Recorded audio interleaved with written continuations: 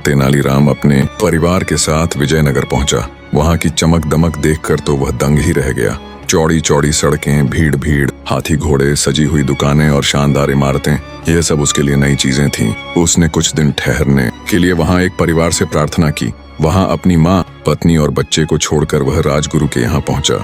वहां तो भीड़ का ठिकाना ही नहीं था। राजमहल के बड़े से बड़े कर्मचारी से लेकर रसोइयां तक वहां जमा थे।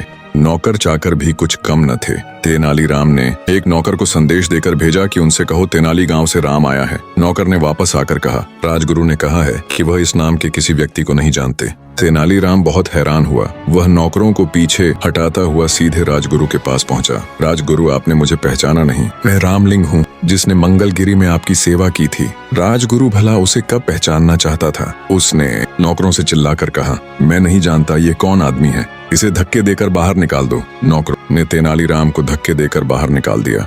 चारों ओर खड़े लोग यह दृश्य देखकर ठहाके लगा रहे थे। उसका कभी ऐसा अपमान नहीं हुआ था। उसने मन ही मन फैसला किया कि राजगुरु से वह अपने अपमान का बदला अवश्य लेगा, लेकिन इससे पहले राजा का दिल जीतना जरूरी था। दूसरे दिन वह राज दरबार में जा पहुंचा। उसने देखा कि वहां जोरों का वाद विवाद हो रहा है। संसार क्या है, जीवन क्या है, ऐसी बड़ी बड़ी बातों पर बहस हो रही थी।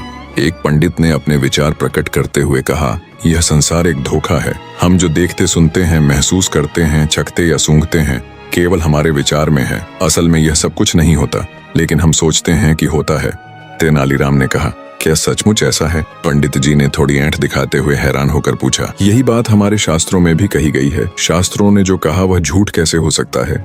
लेकिन तेनालीराम शास्त्रों से अधिक अपनी बुद्धि पर विश्वास करता था। उसने वहां बैठे सभी लोगों से कहा, यदि ऐसी बात है तो हम क्यों न पंडित जी के इस विचार की सच्चाई जान ले। हमारे उदार महाराज की ओर से आज दावत दी जा रही है, उसे हम जी भर कर खाएंगे। मगर पंडित जी से प्रार्थना है कि वह बैठे रहे और सोचे कि वह भी खा रहे हैं।